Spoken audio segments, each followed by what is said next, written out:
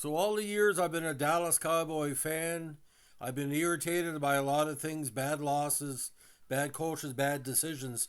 This guy had $1 million talent, but his attitude, we don't know if it's because of mental illness or drugs or what the fuck was going on. But you say this name three times in a row to a Dallas Cowboy fan, they're going to say basically he was a great player, but I don't want to think of him anything but a crackpot. Today we're talking about one of the weirdest players in Big D history. Almost won two Super Bowls, won one for sure, but his fumble against the Colts really cost us that Super Bowl. The Sphinx, who basically put everybody on mute in the championship season because of wage disputes, or he was either on drugs, or I don't know what was going on. I watched documentaries about him, and we still don't know what's going on. Anyway, Duane Thomas. Now, Duane Julius Thomas, born June 21st, 47, played as running back in the NFL for the Cowboys and the Redskins. Almost played for the Chargers and almost played for the Patriots, but we'll get into that in a second. Some weird machinations when he was traded and also traded back. He played college football at West Texas A&M Buffaloes, a very strong program at the time. Now, wore his famous number 33 for Dallas and number 47 for the Redskins. He was born and raised in Dallas. He was an exceptional running back at Lincoln High School, a big, what they call legacy school in Texas in the mid-1960s. And he continued success as West Texas State University in Canyon, playing fullback alongside, get this, another piece of work, Mercury Morris, while running through defenses for Joe Kerbel's teams. After a freshman year with just 10 carries for 42 yards, he led the country with 7.2 yards per carry on still limited duty in his sophomore season. 83 carries for 596 yards. However, after 1,113 carries for 708 yards in his junior year, he broke through his senior year with almost 200 carries for 1,072 yards and 10 TDs. He ended his college career with 396 carries for 2,376 yards, then second all-time to Bill Cross, who was currently eighth. In 70, he played in the coach's All-America game. Now, Thomas was selected by the Cowboys in the first round in the 70 NFL Draft, 23rd overall. As a rookie, even though he did not start till the fifth game of the season, he led the squad in rushing, while finishing eighth in the newly merged 26-team league, NFL with 830 rushing yards, second in the NFC behind Larry Brown of the rival Redskins. Now, he had 151 carries that year for a league-leading 5.3 yards per carry. Very similar to O.J. Simpson in his style, and could make moves with the best of them. He scored 5 touchdowns that year. Now, at the end of the season, already being compared to Jim Brown, he was named the NFL Rookie of the Year. In playoff wins over Detroit and San Fran, Thomas rushed for 135 and 143 yards, becoming the first rookie with 200-yard rushing playoff games. Now, during the offseason, Thomas wanted a raise and requested his 3-year contract be rewritten. When Cowboys manager refused to negotiate, he called team president Tex Scram deceitful, player personnel director Jill Brandt a liar, and head coach Tom Landry a plastic man, no man at all. And in the words of Bob Lilly, we still don't know what he meant by that. Now, following his refusal to report to training camp, Thomas was traded on July 31st, 71 to New England Patriots with Halver Hagen and Honor Jackson in exchange for Carl Garrett and the Patriots' first choice in the 72 NFL Draft. Now, this was after the time where he made the Super Bowl in 1971 with the Cowboys losing to the Colts. Now, within a week, because of problems with the Patriots and head coach John Mazur, who wanted to run certain formations that he didn't like, in an unprecedented move, NFL Commissioner Pete Rozelle voided part of the trade, sending Thomas and Garrett back to the original teams, mentioning something about an emotional need to discount the trade. The Patriots kept Hagen and Jackson in exchange for a second-round pick, which eventually became Robert Newhouse. And the third round, which became Mike Keller, and Thomas returned to the Cowboys, but decided to keep silent all season long, refusing to speak to teammates, management, or the media, and then they got the name the Sphinx. Now, in October 71, Thomas scored the first touchdown in New Texas Stadium, playing against the Patriots and he blew out New England. That same season, Thomas led the league in rushing touchdowns with 11 and total TDs with 13.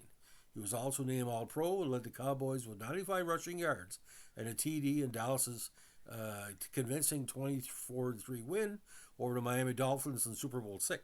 This was the franchise's first of 5 Super Bowls. When asked about playing in the ultimate game before the contest, he responded, "If it's the ultimate game, how come they're playing it again next year?" In a post-game interview following that Super Bowl, CBS television announcer Tom Brookshire noted Thomas's speed and asked him rhetorically, "Are you that fast?" And with Jim Brown looking on, Thomas responded, "Evidently." According to Hunter S. Thompson, all he did was take the ball and run every time they called his number, which came to be more and more often, and in the Super Bowl, Thomas was in the whole show. Now, if Hunter S. Thompson can describe Thomas, you know how cracked he was. Maybe the only time Hunter S. Thompson was ever sober, describing a sporting situation. Now, Thomas reportedly voted as the Super Bowl MVP by an overwhelming margin. Thomas, however, had boycotted the media throughout the season as well, and Larry Klein, editor of Sport, which presented the award, did not know how Thomas would act at the banquet in New York. With this in mind, Klein announced quarterback Roger Staubach as the winner. Now, during the 72 offseason, he became more isolated and subordinate, and Roger said, "We don't know if it was drugs or personal or mental illness." He was eventually traded to the Chargers for Mike Montgomery and Billy Parks on July 31st, 72.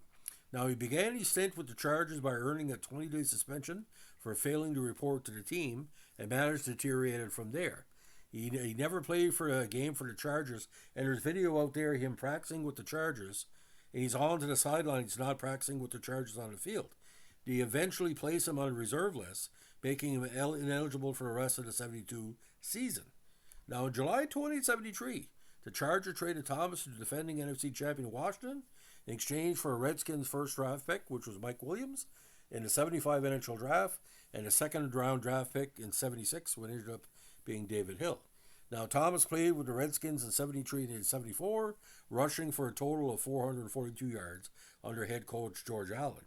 He had a bad relationship with the marquee coach and also was part of the infamous Clint Longley Thanksgiving game in 74. Reportedly seeking a substantial salary increase, he did not report to training camp in 75 and was waived on August 13th. Now, eventually, he was signed by the Hawaiians of the World Football League. That was their name, by the way, the Hawaiians, to replace former Cowboy Calvin Hill, although the Philadelphia Bell claimed he owned Thomas's negotiating rights after being released by the Redskins. He was only with the team for only 45 days and was released in early October, just weeks before the league folded. Now, on May 1st, 1976, the Cowboys took another chance on him, signing Thomas again for a comeback, but he was waived before the season started. Of course, this was the post-Super Bowl squad that played the Steelers. Now, they had rumors going around that he was going to join the CFL Alouettes, but he didn't. He eventually signed with the BC Lions in 77, however, was placed on waivers after just a couple of weeks, and we still don't know if it was disciplinary or what was going on. Now, in March 79, he was signed by the Packers, but was waived before the season started. He finished his NFL career with 2,038 rushing yards, 453 carries, and 21 touchdowns. He also caught 38 passes for 300 yards and 3 TDs. So again, the Dallas Cowboys 70-71, Chargers 72, practice squad member only, Redskins 73-74, the Hawaiians in 75, Cowboys, again, off-season addition, didn't make the team. BC Lions 77 did make the team. Packers 79 did make the team. He was the NFL rushing touchdown leader in 71 and technically was the Super Bowl MVP during that Super Bowl. Now, with the help of freelance sports writer Paul Zimmerman in 1989, who was anti-cowboy in all these write-ups with Sports Illustrated, Thomas wrote Duane Thomas and the Fall of America's Team, a memoir of Thomas's time playing for the Cowboys. A reviewer of the book commented, "The title implies, although the text nowhere suggests, that there is a relation between the fate of running back Thomas and the decline in the fortunes of the Dallas Cowboys. Thomas, when he appeared on the professional football team in 70, was acclaimed as an outstanding player, but within 2 years was stigmatized as an emotionally disturbed misfit, largely because of his periods of total silence. Before he was out of football, Thomas got a job at the 20th Century Fox Film Corporation, and the legal department decided to go back into football. He was called by the Green Bay Packers and went there to try out, but he used him mainly as a blocking back during that preseason, and he did not make the team. Now, in 2004, he was inducted into the Texas Black Sports Hall of Fame. Now, in 2006, Thomas was part of one of the most interesting documentaries in NFL history, along with Bob Dylan and Roger Staubach, interviewed again for the 71 Cowboys edition of America's Game, the Super Bowl Champions, the NFL Network anthology series chronicling each Super Bowl champion. Now, outtakes from the interviews are in the Dallas Cowboy, what they call, History of the Dallas Cowboys DVD. So it's not in the documentary saying about, I'm going to work, I'm not going to talk. He explains it more, but it's not really in the documentary. And Roger kind of took it easy on him, but you don't hear from you don't hear from Calvin Hill, you don't hear from Mike Ditka, you don't hear from Lance Allward. Bob Lilly and Bob Lilly did say something about how Dan Reeves being a player coach at the time and Thomas didn't belong. Wasn't money? And he basically thought it was racism. He said, I thought it was a black thing, but he said it's a monetary thing. Because Bob Lilly wasn't getting paid like the other players. Like all the Dallas players were underpaid. And he finally found out, but it made him worse. So he had mental illness. He had black power situation.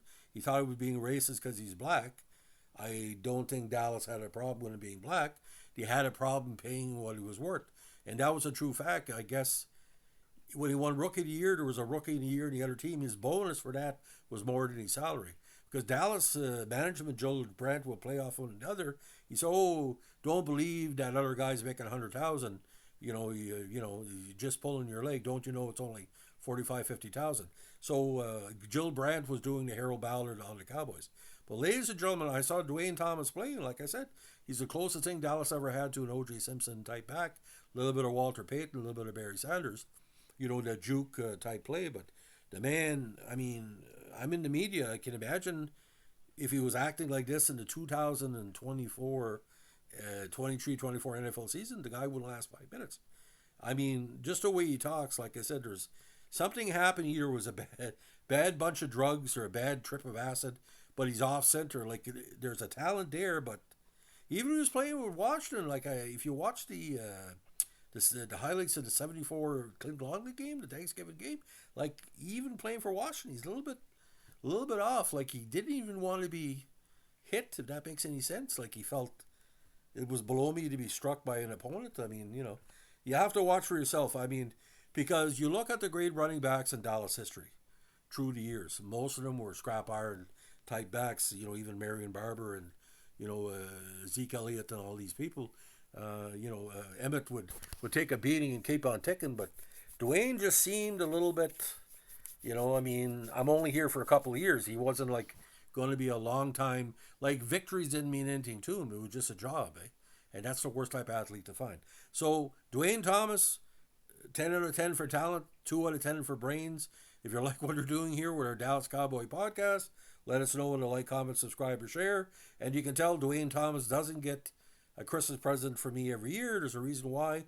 He just drove Tom Landry nuts. Hard enough Tom Landry had to deal with Morton and Staubach that season, but Duane, and Landry pitied him too, like he was kind of soft on him. Landry was tough on everybody else, but he was easy on Duane. It still makes no sense. The way it goes. Thanks for listening. Bye.